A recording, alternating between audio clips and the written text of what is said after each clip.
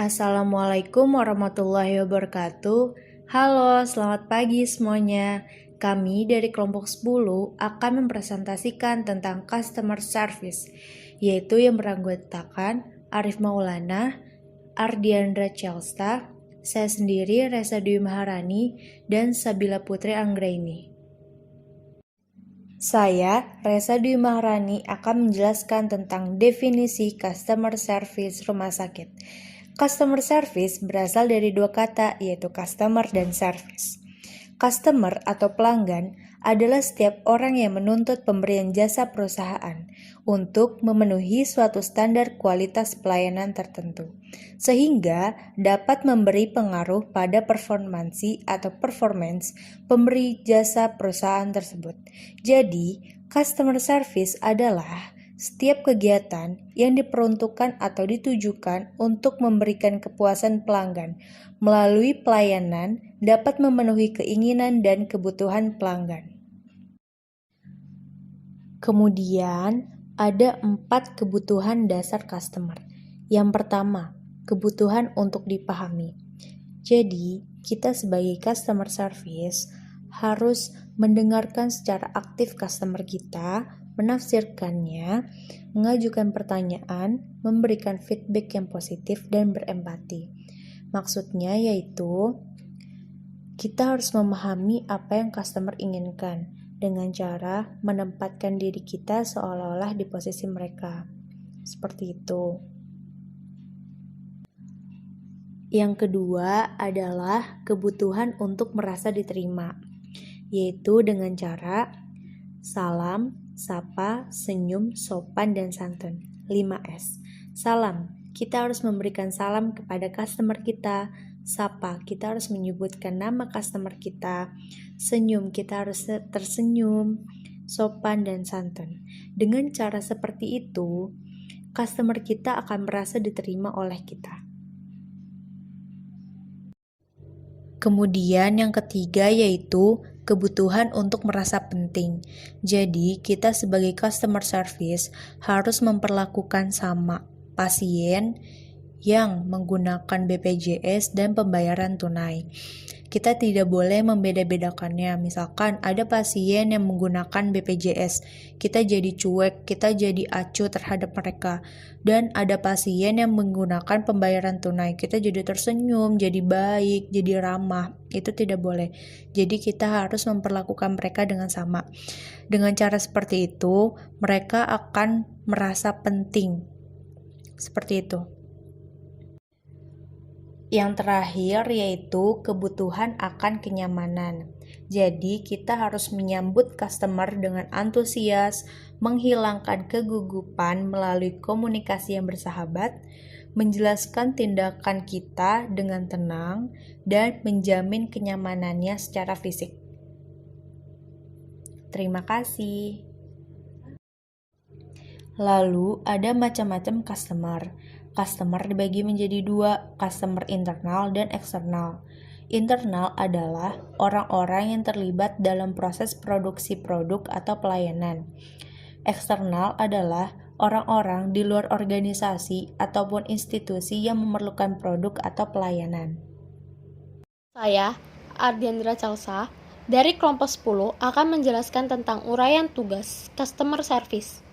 Tujuan jabatan menjadi penghubung antara pihak internal dan pihak eksternal rumah sakit dalam hal memfasilitasi masyarakat agar dapat mengetahui informasi pelayanan serta fasilitas RS. Tugas dan tanggung jawab utama.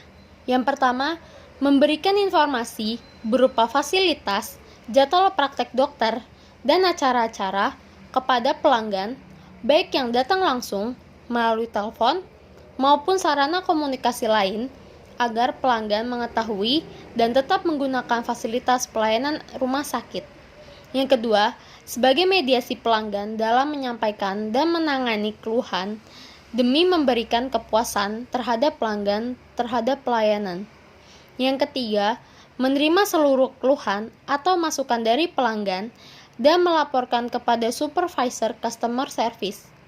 Yang keempat, melakukan seluruh aktivitas kerja sesuai dengan prosedur dan pedoman kerja yang berlaku.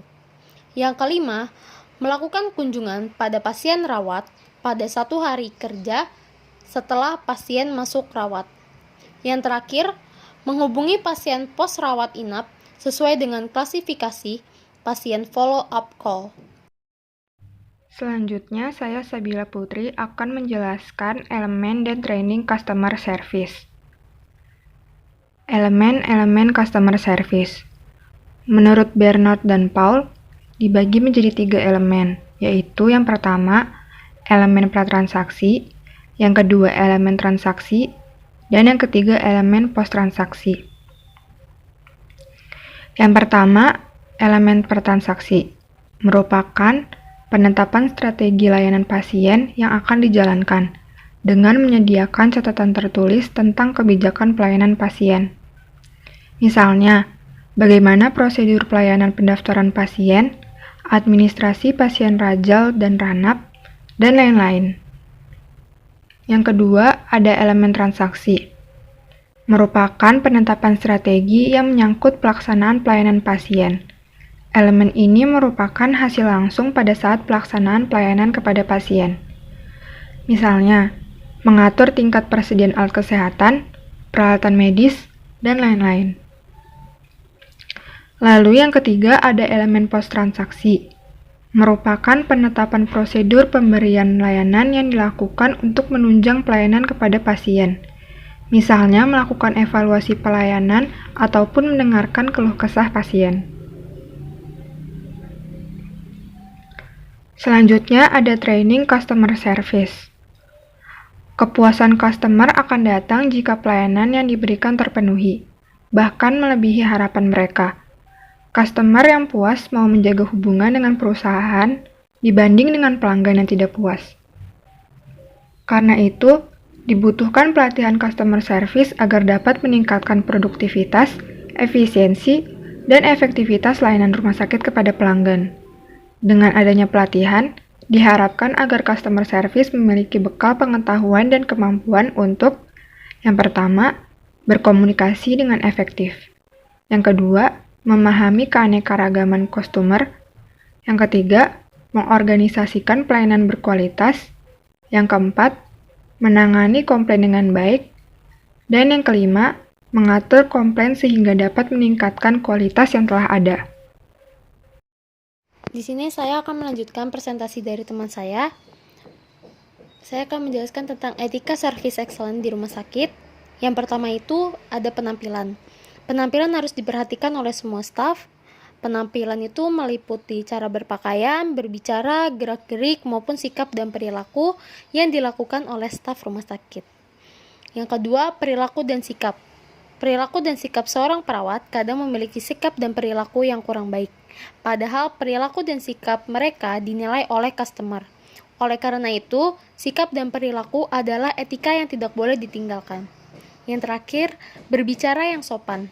Berbicara yang sopan dan baik kepada customer adalah etika excellent di rumah sakit yang baik sehingga membuat customer merasa dihargai dan dihormati. Sekian dari presentasi saya. Terima kasih, mohon maaf apabila ada kesalahan. Wassalamualaikum warahmatullahi wabarakatuh.